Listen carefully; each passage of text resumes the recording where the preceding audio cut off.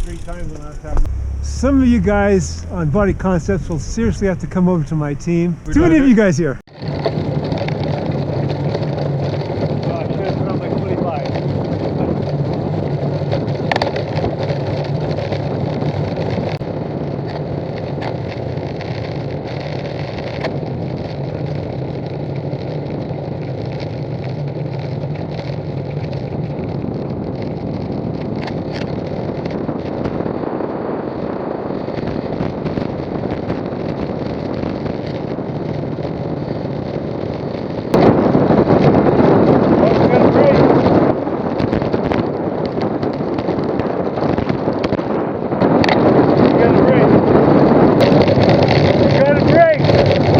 You can hear when I was trying to get the other two to commit to this break that we found ourselves in, but they weren't having any of it, unfortunately for me. Hey cycling community, this is Steve Grusis the Cycling Greek. I say unfortunate for me because we had a 9-rider pack in the 65 plus race in which 5 riders are from the Body Concepts team. Here I was with arguably the 2 strongest riders on their squad, my buddy Bob, who can easily outsprint me, and Kevin, who as of the last race I found out is a cat too. He can easily outsprint me. So I figured with them virtually being guaranteed a first and second, having 3 teammates back in the pack with 3 other riders, that this would be a no-brainer.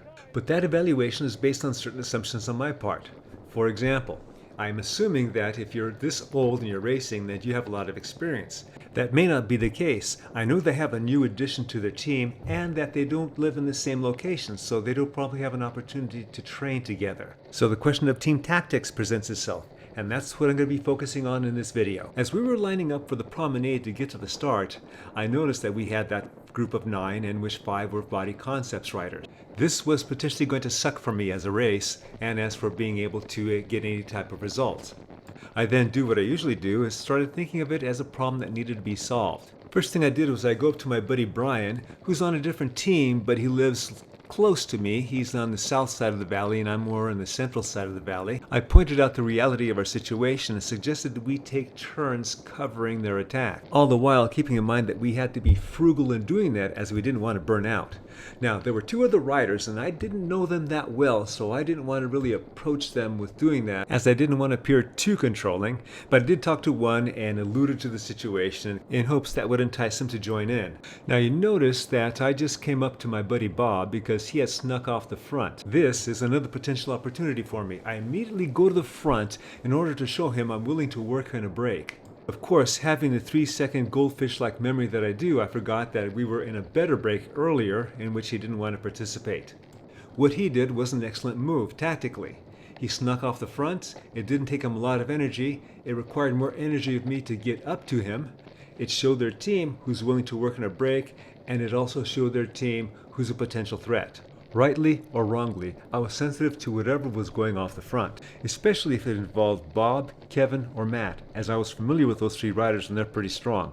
The other 2 I wasn't quite familiar with yet. As I was about to surge to go after Kevin, I saw that Bob surged. By his doing that, I got a free ride back up to Kevin.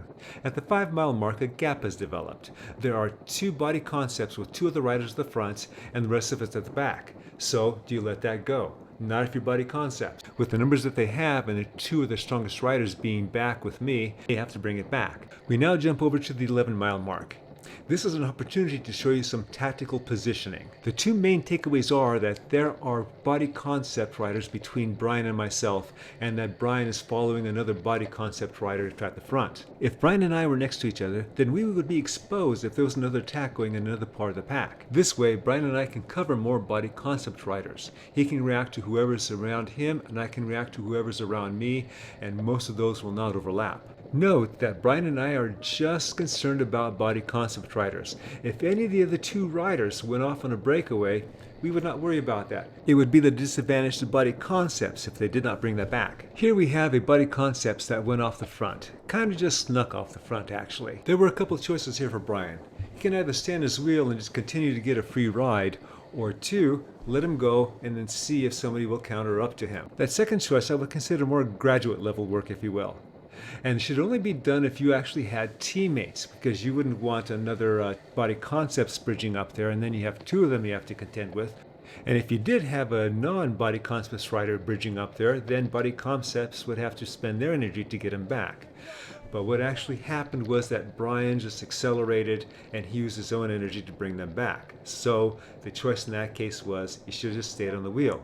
Now we have somebody attacking, and now I'm covering on it because I have a better view of it, and Brian just expended a bunch of energy to get that other rider back. And that rider is their top guy, Kevin. And since I see this as another potential excellent opportunity for me, I go to the front to show him that yes, I want to make this thing go. Obviously, I didn't get to listen into the Body Concepts pre-race meeting, but it is interesting to note that Body Concepts brought this break back. Actually, it wasn't much of a break at all. Kevin didn't want to participate, so I dialed it back. So the question is, why did Kevin, as his team's top rider, waste his energy in attacking like that and not one of his teammates? Obviously, there's a lot of things I don't know, but when you look at this simplistically, these are valid questions. And now that I said all that, Matt's teammate puts in an excellent attack.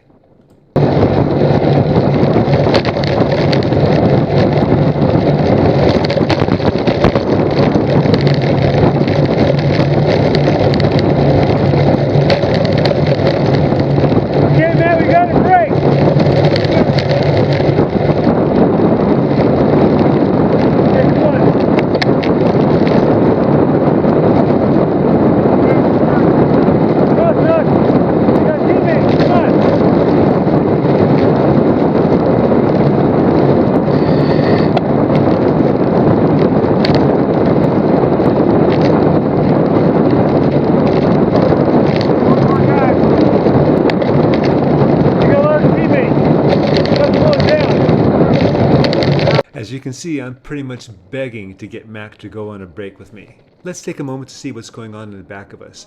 Brian is seeing that a break can possibly happen, and I can totally understand wanting to be a part of that. Even though we have a loose agreement, we are not teammates, so he's not obligated to stay back there and potentially watch me to go for a first or second place in this race. But let's take a look at the ramifications of his decision. When you're looking at it from the perspective of the Body Concepts team, you have a break of 3 in the front in which only one of your 5 teammates is there. The percentages aren't with you, so you have to bring it back. Let's say Brian didn't bridge. What would happen then? Well, the numbers still wouldn't be with Body Concepts. You would have a 50% chance that Matt would win. They would probably let it go for a bit, and then they would bring it back.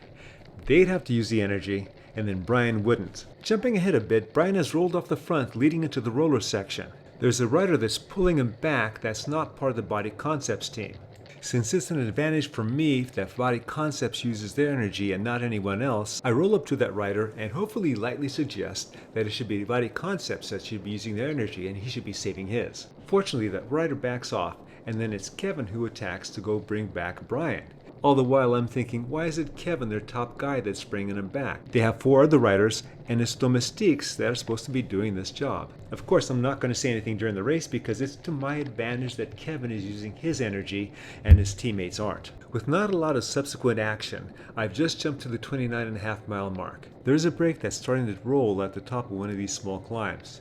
It's one of the Body Concepts riders, and it is Brian. That Body Concept rider is not one of the 3 that I know. I obviously know Brian, and I know that he's a very good breakaway partner.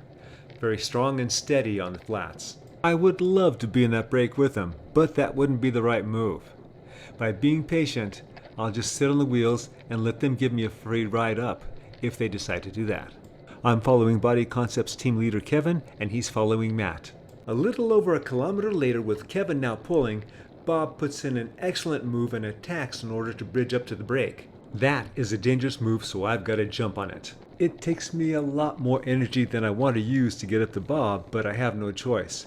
And when I finally do connect with him, he sees that I do, and then he pulls off. But by that time, he's brought back a lot of real estate, and that break is virtually done. Jumping ahead a bit, Brian again has snuck off the front leading into a climb. Though he's not much of a climber, he's probably hoping for the following. He's hoping that somebody from Body Concepts bridges up to him, and that once they get over the top, especially this late in the race, then they can really take off. We're at about mile 32, and there's about 15 miles to go. Something to keep in mind with these moves is that the advantage goes to the house, and the house in this case is Body Concepts. So you want to keep in mind playing the percentages, and the percentages in this case say that Body Concepts is going to react, and you could be caught on the climb. We are now at the 33 mile mark, and a key development in the race has just happened. George, a recent addition to the Body Concepts team, is rolling off the front. What I didn't know until after the race was that George was the one who went on a long early break at Leesville Gap Road Race last year. I was at the back, mainly so I can keep an eye on Bob, who was in back of me, and Kevin. Body Concepts wasn't going to chase. Brian was recovering from recent energy that he spent, and of course I didn't know the plans of the other two. So now I'm watching two things. The first is this guy going to get more distance, or is he just going to slowly lose energy and he's going to come back to us? And the second is somebody from Body Concepts going to try and bridge up to him? Well, now it's almost 3 kilometers later and he's got more distance. So now I go to the front in order to induce a chase. I'm certainly not going to try and bring him back solo, but I am willing to work with others. So I go to the front to get in front of Brian, who's already been pulling, and put in a big pull. So we start trading pulls, and we get some real estate back, but we need more help. A little over a kilometer later, as we've been working together and then slowing up just a bit, Brian puts in a bit of an attack. Seeing the energy he's putting into this pull and mine needing a little bit of a rest, I yell go for him to go, and then I slow up and the gap starts to develop. After a bit, Antonio attacks the pack and bridges up to him. Now remember what I said earlier in this video. You have this situation where you have a potential 3-person break should these two get up to him. From Body Concepts' point of view, this is not an advantage for them. In fact, it is a detriment. 1 against 2. They of course go after the 2 chasers. Not only that, they counter the chasers once they catch them. So this causes all sorts of consternation. I am now gapped. I'm riding on this guy's wheel. I am just encouraging him to go, go, go, just so I can get reconnected. They have lost one of their team, as he's now getting dropped. Now, as we're getting closer to the pack there, this presents an opportunity for me. I know the distance to the solo breakaway has been cut. I just don't know by how much. What I'm now doing is biding my time, being patient, looking for the right time to attack, or more correctly, when to counterattack. 2/10 of a mile later, they finally slow and they start to fan out. Those at the front are watching each other. The strong ones are thinking that there's a lot of tired people here. My plan is to be off the back by 1 or 2 bike lengths, start my run, so by the time I pass them, I'm going maybe 5 to 6, 7 miles faster an hour than they're doing. And do it on the left side, because they're not expecting anybody to be on the left side. Now I am committed. Everything has to go into this. It's quite possible that the energy I put into this bridge and the break is going to be all that I have available for the race if it doesn't work. Okay,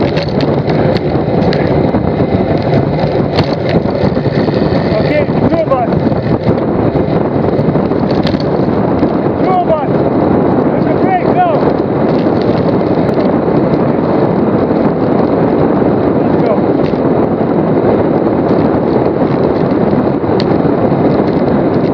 The first thing I'm thinking is, I hope this guy doesn't crap out and just back off. In order to again, as with the other cases, show my commitment, I go to the front, put in a strong pull. I gotta tell you, I was so happy to see him come up and take a pull in order to make this break go. Okay, 10 miles of a hard break. Piece of cake. Focusing on the rear camera, these guys are chasing hard. I can only hope it's Body Concepts that's leading the chase. 40 seconds later, as we head into this turn, it looks like those in back of us have let up on the chase a bit. That is good for us. I forgot about the subsequent quick left turn. That's bad for us.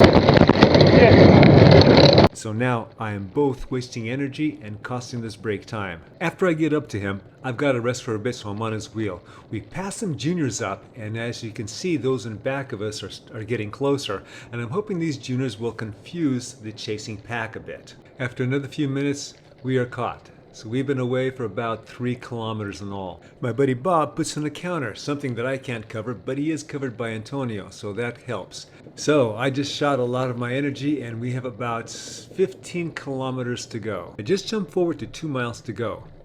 I got a little more of my energy back. Nothing has happened since the time that we were caught and now. One of the benefits of my break is, while it sucked energy out of my legs, it seemed to suck energy out of most everyone else's legs too, and they're conserving just for the finish. And speaking of the finish and tactics, there's really nothing that Body Concepts needs to do. They have 2 strong sprinters. Not only that, but it's an uphill finish, and therefore has an additional advantage to Body Concepts because of Matt. Since my sprinting is non-existent, this presents another problem that has to be solved. And the only solution available to me is, I got to get away from these guys before the finish. Knowing my strengths and weaknesses, knowing that I already sucked out a lot of energy from my legs, I can't go from too far out. I also know the closer I drew to the finish line, the bigger disadvantage it is to me, because at a certain point, they're going to be starting their run. Now, the finish, well, it is uphill, but there is a chicane. So we come in with a right turn, we go for just a little bit, a left turn, and then uphill and sprint. The plan, therefore, that I settled on is to basically do what I did before. When I pick my spot, I'm going to go about 2 to 3 bike lengths in back of the pack and then just punch it.